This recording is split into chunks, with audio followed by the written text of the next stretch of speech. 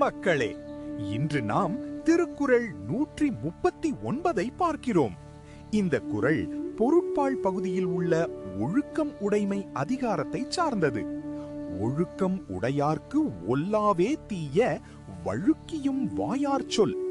இந்த குறள் நல்ல ஒழுக்கம் உடைய மனிதன் பேசும் வார்த்தைகள் எப்படி இருக்க வேண்டும் என்பதை மிகவும் தெளிவாக எடுத்துரைக்கிறது. திருவள்ளுவர் இங்கே என்ன சொல்கிறார் என்றால், ஒழுக்கம் உடையவன் தவறான வார்த்தைகளை பேச மாட்டான். அவன் பேசும் ஒவ்வொரு வார்த்தையும் சிந்தித்து பிறருக்கு தீங்கு தராத வகையில் இருக்கும்.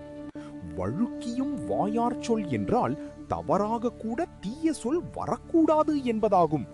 நீங்கள் யோசித்து பாருங்கள், நாமே நன்றாக இருக்கிறோம் என்று நினைத்தாலும் ஒரு தவறான வார்த்தை நம்முடைய முழு நல்ல பெயரையும் பாதிக்கக்கூடும்.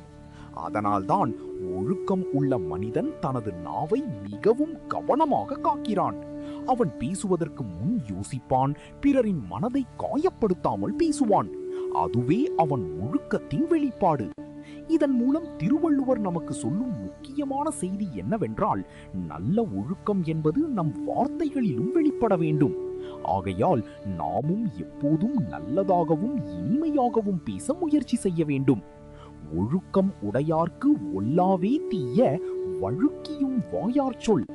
அடுத்த திருக்குறளில் மீண்டும் சந்திப்போம். நன்றி.